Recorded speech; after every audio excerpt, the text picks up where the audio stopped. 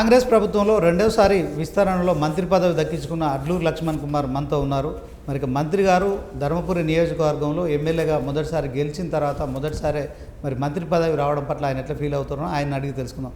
అన్న, ముందుగా మీకు శుభాకాంక్షలు అన్న. మంత్రి పదవి దక్కించుకున్నారు ఉమ్మడి కరీంనగర్ జిల్లా నుంచి. మరి ఇది చాలా గొప్ప అవకాశము. సో గతంలో కూడా మరి 10 ఏళ్ళు బీఆర్ఎస్ ప్రభుత్వం అధికారంలో ఉన్నప్పుడు కూడా కొప్పలీశ్వర్ కూడా అదే నియోజకవర్గం నుంచి మంత్రి పదవి ఇవ్వడం కావచ్చు, తర్వాత ఇప్పుడు అది మీకు దక్కడం, ఇది ఎట్లా ఫీల్ అవుతున్నారు? మొదలుగా మా 99 యాజమాన్యానికి మరియు తెలంగాణ ప్రజలందరికీ కూడా ధర్మపురి శాసనసభ్యుడిగా రాష్ట్ర మంత్రిగా మనస్ఫూర్తిగా నమస్కారాలు తెలియజేసుకుంటున్నా. ప్రజలతో ఒక ప్రజాప్రతినిధిగా కష్టాలకెళ్ళి ఎన్నో ఇబ్బందులు ఎదుర్కొని ఎన్నో కష్టాలు ఎదుర్కొని ఒకటే పార్టీ ఒకటే జెండా నమ్ముకుని ఈ స్థాయికి వచ్చినటువంటి కార్యకర్త నుంచి ఈ స్థాయికి వచ్చిన వ్యక్తిగా ఒక వెల్ఫేర్ అనే ఎస్సీ వెల్ఫేర్ కానీ, మైనార్టీ వెల్ఫేర్ కానీ, గిరిజనుల వెల్ఫేర్ ఆల్ శాఖలు మా గౌరవ ముఖ్యమంత్రి వర్యులు గౌరవ రాహుల్ గాంధీ గారు ఎంతో నమ్మకంతో నాకు ఆ శాఖలు బాధ్యతలు అప్పచెప్పడం జరిగింది. తప్పకుండా, ఎందుకంటే కిందికెళ్ళి కష్టపడి వచ్చిన వాళ్ళం, ప్రజల యొక్క కష్టాలు తెలిసిన వాళ్ళం, సామాన్యుల కష్టాలు తెలిసిన వాళ్ళం. తప్పకుండా మా శక్తి కొద్దీ పేదవాళ్ళకు కానీ అన్ని వర్గాల ప్రజలకు, తెలంగాణ రాష్ట్రంలో ఉన్నటువంటి అన్ని వర్గాల ప్రజలకు న్యాయం చేసే విధంగా మా యొక్క ప్రయత్నం ఉంటుందనే విషయాన్ని తెలియజేస్తున్నాం. ఓకే అన్న, మీరు ధర్మపురి నియోజకవర్గంలో ప్రజలు మీకు ఆదరించారు, కానీ ఎమ్మెల్యే స్థాయి మీకు గెలవడం ఫస్ట్ టైం ఆశీర్వదించారు. సో దాంట్లో మీరు ప్రతిపక్షంలో ఉన్నప్పుడు కూడా ప్రజలతోనే ఉన్నారు. అట్ ద సేమ్ టైం మరి అక్కడ కొప్పలీశ్వర్ ఎమ్మెల్యేగా ఉండే ఆయన చీఫ్ విప్ అయ్యాడు, తర్వాత మంత్రి కూడా అయ్యాడు. కానీ ఎప్పటికప్పుడు మీరు ప్రజల పక్షాన ప్రజల గొంతుగా వినిపించారు. సో కొన్ని హామీలు కూడా ఆ ఎలక్షన్లో ఇచ్చారు. సో ఆ హామీలకు సంబంధించిన అంశంలో మరి మీరు ఎమ్మెల్యేగా ఇప్పుడు ఎన్నికై సుమారు 18-19 నెలలు అవుతుంది. సో హామీల నెరవేర్చే దిశగా ఏ మేరకు ముందు మీరు వెళ్తున్నారు? ప్రజా జీవితంలో 2006లో నేను ధర్మారం జెడ్పీటీసీగా ప్రజలతో ఎన్నుకోబడ్డాను. 2011లో 2010-11లో నేను జిల్లా పరిషత్ చైర్పర్సన్గా ఉమ్మడి కరీంనగర్ జిల్లాకు చైర్మన్గా పనిచేశాను. 2009లో మొదటిసారి ధర్మపురి నియోజకవర్గం రీఆర్గనైజేషన్ తర్వాత కాంగ్రెస్ పార్టీ నుంచి నేను 1365 ఓట్లతో టీఆర్ఎస్ ఈశ్వర్ ఇదే ఇప్పుడు మొన్నటి వరకు ప్రాతినిధ్యం చేసిన ఈశ్వర్పై ఓడిపోవడం జరిగింది. దాని తదుపరి ఈ ఉమ్మడి రాష్ట్రానికి ఎస్సీ కార్పొరేషన్ చైర్మన్గా పనిచేశాను. అంటే ప్రజా జీవితంలో పూట జెడ్పీటీసీగా, జిల్లా పరిషత్ చైర్మన్గా, ఎస్సీ కార్పొరేషన్ చైర్మన్గా, ప్రజల కష్టాలు తెలిసిన వాడిగా ప్రభుత్వంలో ఉండి అప్పుడు పనిచేసినటువంటి సందర్భంలో కానీ ఈరోజు మొన్న 2018లో మీకు తెలుసు ఎన్నికల్లో పూట చివరి వరకు నా గెలుపు ఖాయమైనటువంటి పరిస్థితుల్లో పూట అప్పుడున్న ప్రభుత్వంలో ఉన్న పెద్దలు కానీ అప్పుడున్నటువంటి కొంతమంది అధికారులు చేసినటువంటి తప్పిదం వల్ల నాకు తీవ్ర నష్టం జరిగింది. అప్పటి నుంచి ఈరోజు వరకు ధర్మపురి నియోజకవర్గానికి సంబంధించిన 140 గ్రామాలు, 7 మండలాలకు సంబంధించిన ప్రజల సమస్యల విషయంలో కూడా దగ్గరికి వెళ్ళి చూసిన వ్యక్తిగా తప్పకుండా ఏదైతే నేను ఇచ్చినటువంటి మాట, ప్రజలకు ఇచ్చిన మాట 2023 ధర్మపురి ప్రజలు లక్ష్మణ ఆశతో నన్ను ఆశీర్వదించి నన్ను ఎమ్మెల్యే గెలుపొందించినాక, ముఖ్యమంత్రి వర్యులు నన్ను ప్రభుత్వ విప్పుగా అవకాశం ఇచ్చినాక ధర్మపురి నియోజకవర్గానికి సంబంధించినటువంటి సాగునీరు విషయం అనమాట ప్రత్యేకంగా ప్రజలకు ఇచ్చిన మాట అమలు చేసినాను. తెలంగాణ రాష్ట్రంలో బీఆర్ఎస్ ప్రభుత్వం హయాంలో యాదాద్రి టెంపుల్ అంటే యాదగిరిగుట్ట టెంపుల్, లక్ష్మీనరసింహస్వామి టెంపుల్ కావచ్చు, తర్వాత వేములవాడకు సంబంధించి రాజరాజేశ్వర స్వామి టెంపుల్ కావచ్చు, ఇప్పుడు ధర్మపూర్లో లక్ష్మీ నరసింహస్వామి టెంపుల్ కూడా ఉంది. సో అక్కడ యాదాద్రిలో అదొక తెలంగాణకు తిరుపతిగా తయారు చేశారు. నెక్స్ట్ మరి ఆది శ్రీనివాస్ విప్పుగా కూడా ఇప్పుడు కాంగ్రెస్ విప్పుగా ఉన్నారు. ఆయన మొదటిసారి ఎమ్మెల్యే గెలిచారు. ఒక మాస్టర్ ప్లాన్ క్రియేట్ చేస్తున్నారు. ధర్మపురి లక్ష్మీ నరసింహస్వామికి సంబంధించి ఆలయ అభివృద్ధి కోసం ఏం చేస్తున్నారు? మీరు తప్పకుండా అండి, మీరు ఏదైతే శ్రీ లక్ష్మీనరసింహ దైవక్షేత్రం స్వయంగా వేసినటువంటి క్షేత్రం, ఆ క్షేత్రం లోపల ఏదైతే యాదాద్రి ఏ విధంగా అయితే అప్పుడున్న ప్రభుత్వం అభివృద్ధి చేసిందో, ఇప్పుడు గౌరవ ముఖ్యమంత్రి వర్యులతో టెంపుల్ సిటీగా ధర్మపురి లక్ష్మీనరసింహ దైవక్షేత్రాన్ని కూడా ఒక మాస్టర్ ప్లాన్ ద్వారా పెద్ద ఎత్తున నిధులు తీసుకొచ్చి రాబోయే 27లో గోదావరి పుష్కరాలు వస్తున్న సందర్భంలో పట్ల మన పవిత్రమైన గోదావరి తీరాన టెంపుల్ సిటీ లక్ష్మీనరసింహస్వామి దైవక్షేత్రాన్ని ధర్మపురి ప్రాంతమంతా అన్ని విధాలు అభివృద్ధి చేసే విధంగా ప్రత్యేకంగా ముఖ్యమంత్రి గారితో దృష్టికి తీసుకెళ్ళి నా ప్రాంతానికి అనేక నిధులు తీసుకొచ్చే విధంగా నా ప్రయత్నం ఉంటుందనే విషయాన్ని తెలియజేస్తున్నాను.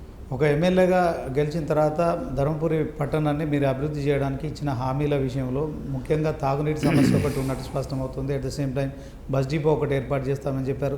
సో యాక్చువల్గా మీరు ఎమ్మెల్యేగా ఇవి కష్టం, కానీ ఇప్పుడు మంత్రి అయ్యారు. So as soon as possible ఇవి క్లోజ్ చేస్తారు, ప్రజలకు నమ్మకం ఉంది. Okay, at the same time ఈ ప్రజలకు ఇచ్చిన హామీలు ఎప్పటి వరకు నెరవేరుస్తారంటే? తప్పకుండా అండి. ఏదైతే మాకు ఉన్నటువంటి పరిస్థితి లోపల ఆ దేవుడి యొక్క దయతో, ప్రజల దయతో రాష్ట్ర క్యాబినెట్లో అవకాశం వచ్చిన తర్వాత మొన్నటి వరకు ఏంటంటే ముఖ్యమంత్రి గారి దగ్గర కానీ మా సంబంధించిన శాఖ మంత్రి దగ్గర పోయి ఒక ఎమ్మెల్యేగా విప్పుగా అన్న ఈ పని నా నియోజకవర్గం లోపల ఈ యొక్క ప్రజలకు సంబంధించిన సమస్య ఉంది, పరిష్కారం చేయాలని చెప్పి ఈరోజు రాష్ట్ర క్యాబినెట్లో సహచర మంత్రిగా ఉన్నా నేను.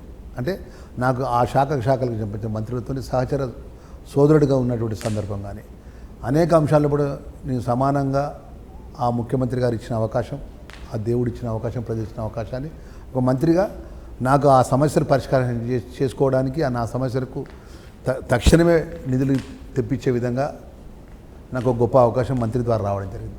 అందుకే నేను ప్రజలకు ఇచ్చిన మాట 100% రేపు రాబోయే రోజుల్లో పూర్తి చేస్తానన్న నమ్మకం నాకున్నది. అన్న మంత్రి అయితే నేను ఇప్పుడు అని అనుకున్నారా అన్న? తర్వాత మీరు ఏదైతే మరి ఎస్సీ వర్గానికి సంబంధించి ఎమ్మెల్యే దాంట్లో అదే శాఖలు మీకు ఎస్సీ ఎస్టీ మైనారిటీ సంక్షేమ శాఖలు కేటాయించడం పట్ల మీరు ఎట్లా ఫీల్ అవుతున్నారు దీనికి సంబంధించి?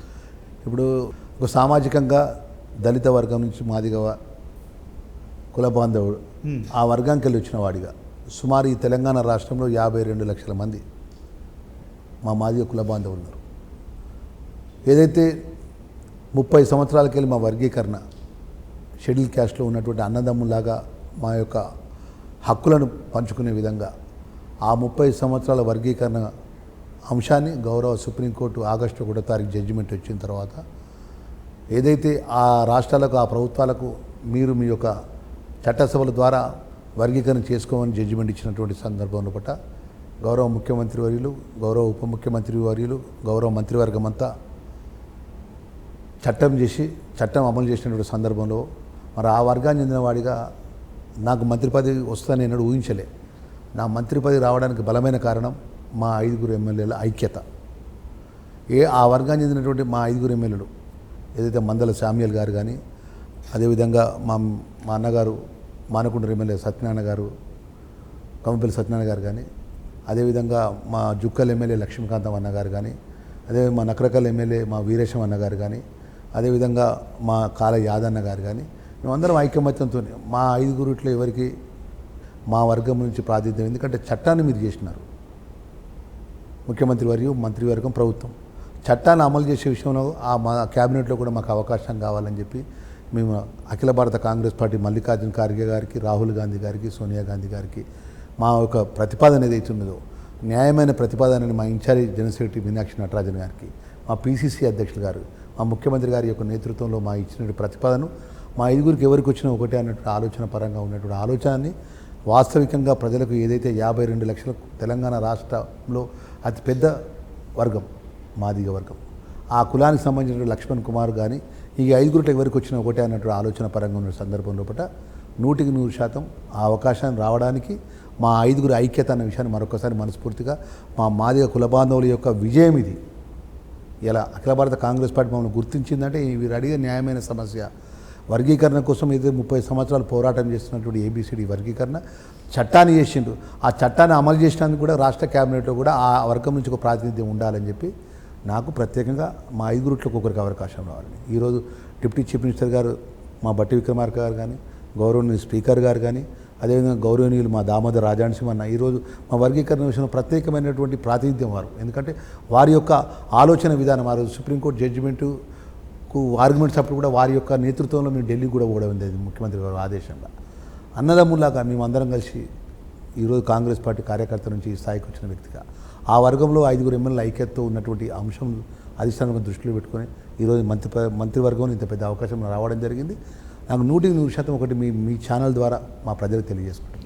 ఓకే, మీ వెనుక 5 ఎమ్మెల్యేలు ఉన్నారు, తర్వాత 50 లక్షల మంది మీ సామాజిక వర్గానికి సంబంధించిన ప్రజలు ఉన్నారు. సో ఇప్పటికీ ఇంకా సమాజంలో ఈ యొక్క సామాజిక వర్గం అణచివేత గురి కాబడుతుందని చెప్పి మంత్రిగా మీరు వాళ్ళ కోసం ఎలాంటి కార్యాచరణ చేయబోతున్నారు? ఇప్పుడు ఒకటి నా దృష్టికి వచ్చినటువంటి అంశం ఏ అంశమైనా కానీ మా వర్గానికి సంబంధించిన వాళ్ళు కానీ ఎవరైనా కానీ పేదవర్గానికి కానీ ప్రజలకు ఇచ్చినటువంటి అంశం లోపల తప్పకుండా పరిష్కారం చేస్తాం. ఈరోజు కిందికి వెళ్ళి కష్టపడి వచ్చినటువంటి వాళ్ళం, కష్టాలు తెలిసిన వాళ్ళం, పరిష్కారం ఏ విధంగా తెలిసినటువంటి ఒక జిల్లా పరిషత్ చైర్మన్గా జిల్లాను నడిపించిన వాళ్ళం. ఆ అంశాన్ని ఏ విధంగా పరిష్కారం చేసే విషయంలో బాధ్యత తీసుకుంటాం. బాధ్యత తీసుకుని సంబంధించినటువంటి మంత్రులతో మాట్లాడమా, సంబంధించిన అధికారులతో మాట్లాడమా, లేదా మా గౌరవ ముఖ్యమంత్రి గారి దృష్టి తీసుకెళ్ళడం విషయం లోపల రాబోయే రోజుల ఈ వర్గాలకు సంబంధించినటువంటి మంత్రిగా 100% మా వాళ్ళ సమస్యలు మొత్తం కూడా నేను ప్రత్యేకమైన దృష్టి పెట్టి వారిని పరిష్కారం చేస్తానని మీ ద్వారా తెలియజేస్తున్నాను. ఓకే, ఎస్సీ సామాజిక వర్గానికి సంబంధించి మాదిగ అనే కొత్త విభేదాలు వస్తున్నాయి. దాంట్లో కాంగ్రెస్ పార్టీలో కూడా ఇప్పుడున్న దాంట్లో మాల వర్గానికి ఎక్కువ న్యాయం చేశారు, తర్వాత మాదిగ సామాజిక వర్గానికి అన్యాయం చేస్తున్నారని మీరు ఒక తీసుకున్నారు. దాంట్లో మొత్తానికి అలాంటి నిజంగా జరుగుతుందంటే వివక్ష ఉందా మాదిగ సామాజిక వర్గం? అలాంటి వివక్ష ఏం లేదండి. అఖిల భారత కాంగ్రెస్ పార్టీ అంటే ఇప్పుడు మీరు సుమారు ఇప్పుడు వాళ్ళు 16 లక్షల మంది ఉంటే మీరు 32 లక్షల 36 లక్షల మంది మీరు ఉన్నారు. ఒకటేనండి, కేవలం ఒక మంత్రి పదవి మాత్రం ఇవ్వడం వల్ల మీకు న్యాయం జరుగుతుంది అనుకుంటారా? ఇంకా మీకు సరైన కాంగ్రెస్ ప్రభుత్వంలో మరి సముచిత స్థానం ఉంటుందా మిగతా ఎమ్మెల్యేలకు కావచ్చు, తర్వాత మీ సామాజిక వర్గాన్ని? తప్పకుండా కాంగ్రెస్ పార్టీ అధిష్టాన వర్గము ఒక ఆలోచన పరంగా ఉంటుంది. ఈరోజు మల్లికార్జున ఖార్గే గారు దళిత వర్గం ఆల్ ఇండియా కాంగ్రెస్ పార్టీ అధ్యక్షులు. ఈరోజు మా కాంగ్రెస్ పార్టీలో మంత్రివర్గం లోపల పెద్దలు దామోదర్ రాజనరసింహ గారు మా వర్గానికి చెందిన నాయకుడు, నేను మాదిగ వర్గం చెందిన నాయకుడిని. ఇద్దరం మేము ఎమ్మెల్యేలు ఉన్నాం. వారు ఎమ్మెల్యేలు ఉన్నాం, మంత్రిగా ఉన్నాం. వారు మంత్రిగా ఉన్నారు. మా సీనియర్ నాకంటే మా అన్న, మాకు పెద్ద అన్న లేక మా మాదిగ వర్గానికి. మా అన్న ఒక మెడికల్ హెల్త్ మినిస్టర్, నేను ఉన్నాం. అంటే మా ప్రాతినిధ్యానికి సంబంధించిన పార్టీ యొక్క నిర్ణయం కానీ, మా ముఖ్యమంత్రి నిర్ణయం కానీ, ఎవరు ఎప్పుడు ఏ అవకాశం ఇవ్వాలో ఆ విధంగా ముఖ్యమంత్రి గారు కానీ పార్టీ ఇస్తుంది. స్థానిక సంస్థల ఎన్నికల విషయంలో కాంగ్రెస్ ప్రభుత్వం సంబంధించి మెజార్టీ సీట్లు సాధించబోతుందా? ప్రజల్లో కొంత వ్యతిరేకత ఉందని బీజేపీ బీఆర్ఎస్ ఆరోపణలు చేస్తుంది. ఏదేమైనా కూడా ఎన్నికలు జరిగిన తర్వాత ప్రజాబలం ఏంది, ఏ పార్టీది ఏందో తెలుస్తుంది. ఇవాళ మీ పేదవాళ్ళకి సంబంధించిన పక్షాన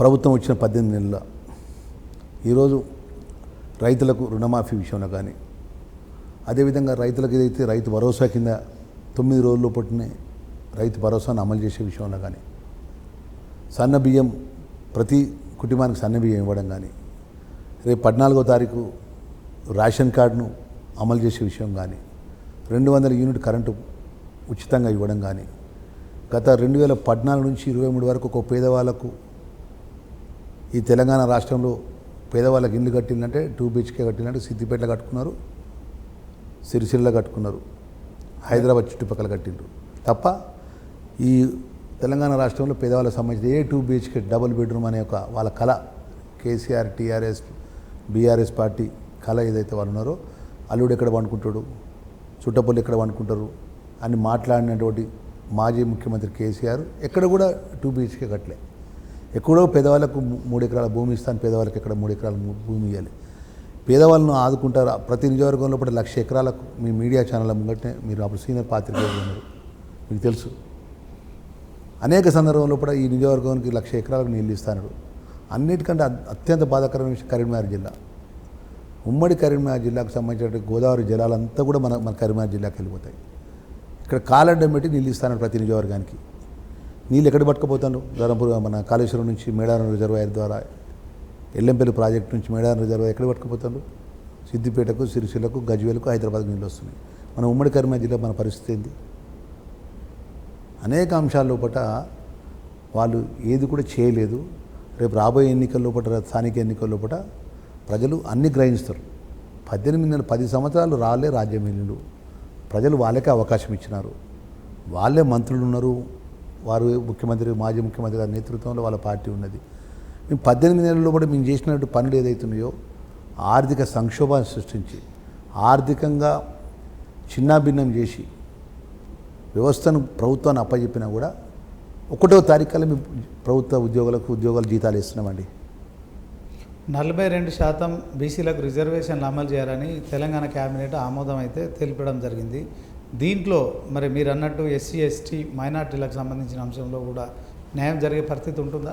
తప్పకుండా ఒక అంశం తర్వాత ఒక అంశం పరిష్కారం చేస్తాను. అంటే సుప్రీంకోర్టు 50% కంటే ఎక్కువ రిజర్వేషన్ అదంతా సుప్రీంకోర్టు లీగల్గా అదైతే ఉన్నదో మన జరిగిన క్యాబినెట్లో అడ్వకేట్ జనరల్ గారిని కూడా తీసుకొచ్చి న్యాయ నిపుణులతో అని ఒక ఆలోచన చేసిన తర్వాతనే ఈరోజు ఆర్డినెన్స్ కోసం గౌరవ ముఖ్యమంత్రి గారి నేతృత్వంలో మంత్రివర్గం అంతా కూడా 42% ఖచ్చితంగా బీసీలకు చెందాల్సినటువంటి హక్కు ఏదైతుందో అది అందాలనే ఉద్దేశంతోనే మా రాహుల్ గాంధీ యొక్క నిర్ణయం ఇసుక ఇచ్చదారి ఉస్కా భాగ్యదారి ఎంతైతే ఎవరికైతే వాంట ఉంటుందో వారికి అంత హక్కు ఉండాలని చెప్పి రాహుల్ గాంధీ యొక్క ఆలోచన మా ముఖ్యమంత్రి గారు అమలు చేసిన రేవంత్ రెడ్డి గారు అనే విషయాన్ని తెలియజేసుకుంటున్నాం.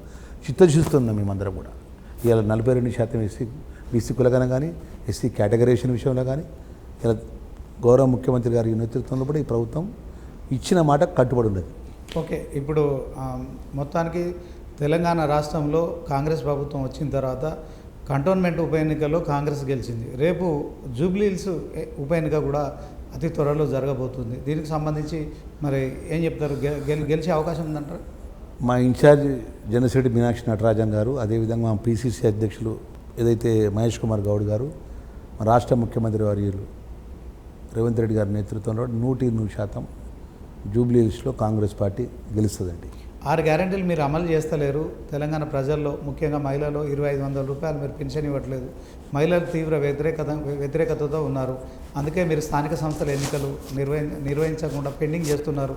ఇప్పుడు కూడా ఆర్డినెన్స్ అంటున్నారు, అది కూడా కోర్టులో చెల్లకుండా పోతుందని చెప్పి బీజేపీ బీఆర్ఎస్ ఆరోపిస్తుంది. ఏం చెప్పు?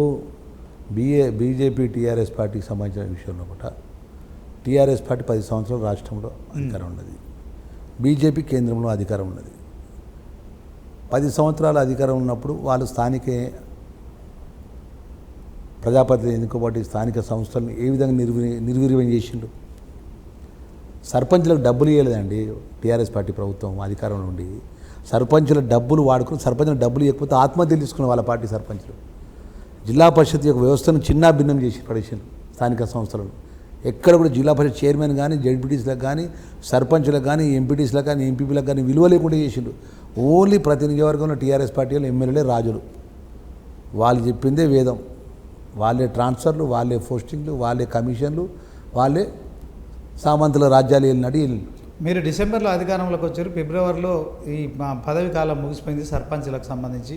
మీరు ఎన్నికలు నిర్వహించాల్సి ఉండే, కానీ 18 నెలలుగా మీరు ఎన్నికలు నిర్వహించట్లేదు. కేంద్రం నుంచి వచ్చే నిధులు ఆగిపోయినాయని చెప్పి కోర్టు కూడా మరి ఎలక్షన్ కమిషన్ను అలాగే గవర్నమెంట్ను ప్రశ్నిస్తోంది. సెప్టెంబర్ 30 లోపు ఖచ్చితంగా ఎన్నికలు నిర్వహించాలని. దానికి కట్టుబడి ఉందా ప్రభుత్వం? తప్పకుండా కట్టుబడి ఉంది. మేము గెలిచిన తర్వాత వెంటనే పార్లమెంట్ ఎలక్షన్ కోడ్, ఎన్నికల నిబంధనల ఎలక్షన్ కోడ్ వచ్చింది. తర్వాత ఎమ్మెల్సీ సంవత్సరం కదండి, 12 నెలలే కదా. మేము ప్రశాంతంగా ఎలాంటి కోడ్ లేకుండా ఎలాంటి ఒక ఆంక్షలు లేకుండా పరిపాలించింది గౌరవ ముఖ్యమంత్రి గారి నేతృత్వంలో సంవత్సర కాలమే కదా. సంవత్సర కాలంలో కూడా మేము ఎన్నికలకు పోయడానికి సిద్ధంగా ఉండి రేపు జడ్జి మాకున్నటువంటి ఏదైతే 42% ప్రజలకు ఇచ్చిన మాట కులగణన బీసీ కులగణన అమలు చేసే విధంగా ఇలా క్యాబినెట్లో ఆర్డినెన్స్ తీసుకొచ్చి ఆర్డినెన్స్ కోసం చర్చ జరిగి దాన్ని ఇప్పుడు ఆర్డినెన్స్ కోసం ఏ విధంగా దాన్ని తీసుకురావాలని ఆలోచన పరంగా ఇలా ముఖ్యమంత్రి నేతృత్వం ముందు సందర్భంగా 100% స్థానిక ఎన్నికల లోపల ప్రభుత్వం పోయడానికి సిద్ధంగా ఉన్నది.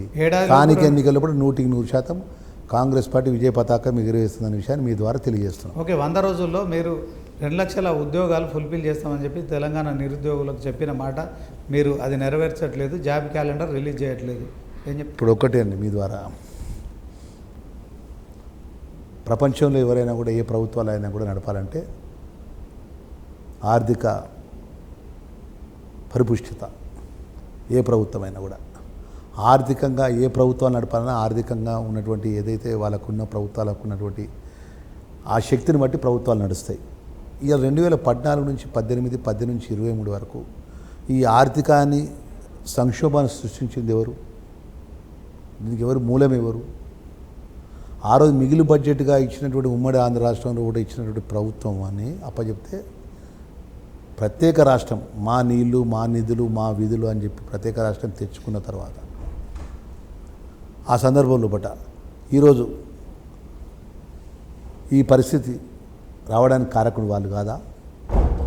మేము ఇచ్చిన 6 గ్యారంటీ పథకాల లోపల 4 గ్యారంటీ పథకాలు అమలు చేస్తున్నాం. ఇంకా 3 సంవత్సరాలు 2 నెలలు మాకు వ్యవధి ఉన్నది. తప్పకుండా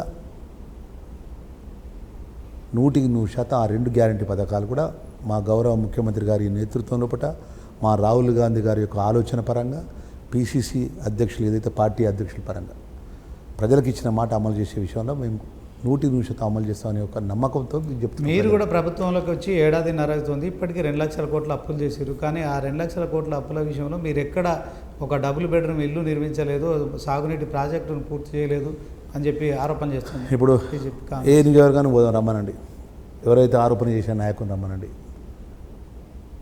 సిరిసిల్ల పోదామా, కేటీఆర్ నియోజకవర్గం పోదామా, సిద్దిపేట హరీష్ రావు గారి నియోజకవర్గం పోదామా, రమ్మనండి. గజ్వేల్కైనా ఓకే. మాజీ ముఖ్యమంత్రి గారు గజ్వేలి ఇప్పుడు కూడా కేవలం వారి నియోజకవర్గం లోపల పేదవాళ్ళకు సంబంధించిన 200 యూనిట్ కరెంటు మాఫీ అవుతుందా అయితే లేదా, ప్రతి కుటుంబానికి ఒక్కొక్కరికి 6 కిలోలు చొప్పున సన్న బియ్యం ఇస్తలేరా, మీరు మహిళా సోదరులు ఉచితంగా బస్సు సౌకర్యం ఉన్నదా లేదా, నిరుద్యోగ యువకులకు 59,000 మందికి ఈ తెలంగాణ రాష్ట్రంలో యావత్ ఉద్యోగాలు ఇచ్చిందా ఇవ్వలేదా, ఆ నియోజకవర్గంలో ఎంతమంది నిరుద్యోగ యువకులకు ఉద్యోగాలు వచ్చిన విషయం జాబితా కూడా మేము ముందు పెడతాం.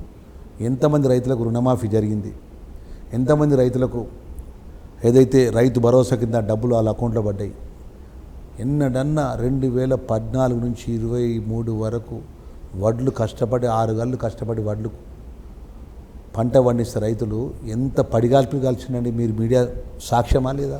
ఓకే, మీరు అంటున్నారు గజ్వేల్, సిరిసిల్ల, సిద్దిపేటలోనే అభివృద్ధి జరిగింది బీఆర్ఎస్ హయాంలో అంటున్నారు. ఇప్పుడు కూడా కేవలం ఉమ్మడి మహబూబ్ నగర్ జిల్లా కావచ్చు, ఉమ్మడి ఖమ్మం కావచ్చు, ఉమ్మడి నల్గొండ, ఈ 3 జిల్లాలకే తెలంగాణలో కాంగ్రెస్ ప్రభుత్వం నిధులు కేటాయిస్తుంది. మిగిలిన 7 జిల్లాలని పట్టించుకోవట్లేదు, నిధుల విషయంలో కావచ్చు, తర్వాత మిగతా అంశాల విషయంలో అభివృద్ధి. చాలా తప్పండి మాట్లాడేది.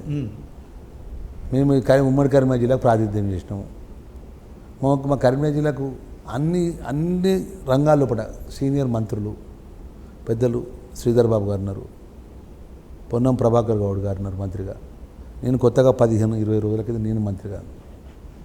మాకు సంబంధించినటువంటి సాగునీరు విషయంలో కానీ, మాకు సంబంధించిన అనేక మౌలికమైనటువంటి ప్రజలకు సంబంధించిన ఇష్యూలో కానీ, ఇంటిగ్రేటెడ్ సంబంధించిన హాస్టల్స్ విషయంలో కానీ అనేక అంశాల విషయంలో పట్ల సమానంగా జరుగుతుందండి. ఒక ఇంటికి పెద్దనగా నువ్వు ఇంటికి సంపాదించే పెద్దనగా నువ్వు ఉంటే ఒక బుక్ ఎక్కువ తినవచ్చు, అంత మాత్రమే తప్ప. కానీ అక్కడ ఎలాంటి వివక్ష లేదండి. ఇవాళ ఒక్కటి మీరు ఆలోచన చేయండి. మీ మీడియా ద్వారా మీరు రిక్వెస్ట్ చేస్తున్నాను. 10 సంవత్సరాలు ఉన్నారు, ఏ మంత్రి అన్నా, ఏ టీఆర్ఎస్ పార్టీ ఎమ్మెల్యే అన్నా ముఖ్యమంత్రి దగ్గర పోయి మాట్లాడినారండి? కేసీఆర్ దగ్గర పోయి ప్రజాప్రభుత్వం, ప్రజాపాలన ఇందిరమ్మ రాజ్యం లోపల ఏ ముఖ్యమంత్రి గారి దగ్గరికి ఈరోజు మీరు ప్రెస్ జర్నలిస్ట్గా, ఈరోజు మా ఫోటోగ్రాఫర్, మా వీడియో, మా బ్రదర్ కూడా సమస్య ఉన్నది రేవంత్ అన్న అంటే 2 నిమిషాలు ఆగి మాట్లాడతాడు. ఈ దేశంలో ఆర్థిక వెనుకబాటు కారణం కాంగ్రెసే. భారత రాజ్యాంగం రచించిన అంబేద్కర్ చెప్పిన లెక్కల ప్రకారం మరి ఏదైతే ఎస్సీ సామాజిక వర్గాలు ఎప్పుడూ అభివృద్ధి చెందాలి, అది అభివృద్ధి చెందలేదు కనుకనే గతంలో మాజీ ముఖ్యమంత్రి కేసీఆర్ దళిత బంధు అనే పథకం తీసుకొచ్చాడు. కానీ దాన్ని మీరు కంటిన్యూ చేయట్లేదు అంటున్నారు. ఏం ఇప్పుడు దళిత బంధు ఎవరికి ఇచ్చిందండి? దళితులకు. దళిత మేమందరం దళితులమే. ఏ వర్గానికి ఆ దళితులకు?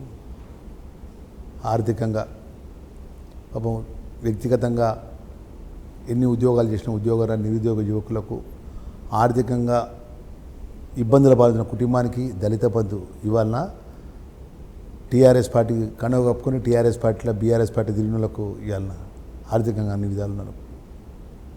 ఇలా దళిత బంధు గురించి ఇంత గొప్పగా చెప్తాను కదా. దళిత బంధు ఎప్పుడు పట్టుకొచ్చిండు? 2018. ఎప్పుడు పట్టుకొచ్చిండు? ఏ సందర్భంలో పట్టుకొచ్చిండు? అక్కడ ఈటాల రాజేందర్ని ఓడగొట్టాలి, హుజరాబాద్లో బై ఎలక్షన్స్లో పట్టుకొచ్చిండు. వాళ్ళు బై ఎలక్షన్స్ ఉన్నప్పుడు తప్ప వాళ్ళకు వేరే సందర్భంలో ప్రజలు గుర్తొస్తారు వాళ్ళకు. మరి ఆ దళిత బంధును హుజరాబాద్ బై ఎలక్షన్లు తీసుకొచ్చినటువంటి దళిత బంధును మొత్తం అన్ని జిల్లాల్లో పట్ల ధర్మపురి నియోజకవర్గంలో కూడా ఇచ్చారు కదా దళిత బంధు. ఎంతమందికి ఇచ్చిండ్రు? ఎవరికి ఇచ్చిండ్రు? ఒక గ్రామానికి పోదాం మనం. ఆ దళిత బంధు ఇచ్చిన స్కీము ఆ లబ్ధిదారు దగ్గర ఉన్నదా? ఆ లబ్ధిదారు ఏ పార్టీకి చెందినోడు, ఆ లబ్ధిదారికి వచ్చినటువంటి ఆ ట్రాక్టరు, ఆ కారు ఎవరి దగ్గర ఉందో మనం చూసేద్దాం పండి. సో దళిత బంధు అనేది దళిత బంధు అనేది దళిత వర్గానికి చెందినటువంటి మా సోదరులకు కొంతమంది చెందినప్పటికీ ఎవరైతే పేదవాళ్ళకు సంబంధించిన వాళ్ళకు చెందలేదు. అది ఇప్పుడు దళితుల అభ్యున్నతి కోసం మంత్రిగా అడ్లూరి లక్ష్మణ్ కుమార్ ఏం చేయబోతున్నారు? తప్పకుండా అండి. సోషల్ వెల్ఫేర్ డిపార్ట్మెంట్ అంటే ఆ శాఖ మంత్రిగా, గిరిజన శాఖ మంత్రిగా, అదేవిధంగా మా మైనార్టీ వెల్ఫేర్ మినిస్టర్గా, డిజబుల్గా 100% అండి. సుమారు రాష్ట్ర బడ్జెట్లో 28% బడ్జెట్ మా వెల్ఫేర్కి సంబంధించినటువంటి డిపార్ట్మెంట్లకు ద్వారా మా వెల్ఫేర్ డిపార్ట్మెంట్ ఖర్చు పెట్టాల్సిన బడ్జెట్ మంత్రిగా మాకు బాధ్యతను ముఖ్యమంత్రి గారు మాకు అప్పచెప్పడం జరిగింది.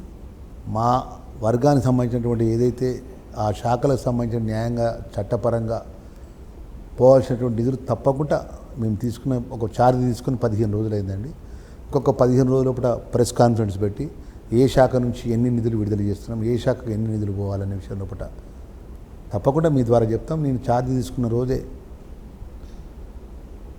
ఎస్సీ డిపార్ట్మెంట్కి సంబంధించిన డాక్టర్ బిఆర్ అంబేద్కర్ ఓఆర్సీసీ అంటే బయటి దేశాలకు పోతున్నటువంటి మా విద్యార్థులకు, మా సోదరులకు కానీ సోదరిమణులు కానీ అమెరికా పోవాలని అమెరికా చదువుకున్న వాళ్ళకు సంవత్సరానికి 200 మంది కుటుంబాలకి విద్యార్థులకి స్టూడెంట్స్కి ఇచ్చే పరిస్థితుల్లో కూడా 500 మంది స్టూడెంట్స్కు అది పెంచడం జరిగింది.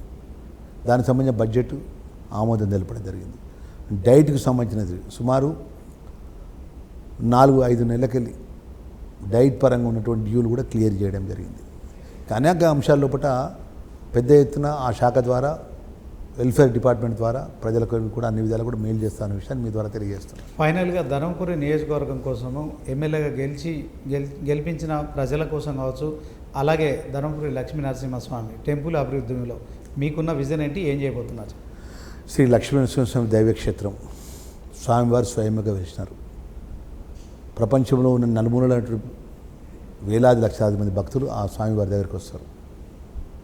ఆ స్వామివారి క్షేత్రం దైవక్షేత్రంలో ఆ ప్రజల యొక్క ఆశీస్సుతో నేను గెలుపొందిన నేను 100% గౌరవ ముఖ్యమంత్రి రేవంత్ రెడ్డి గారి నేతృత్వం లోపల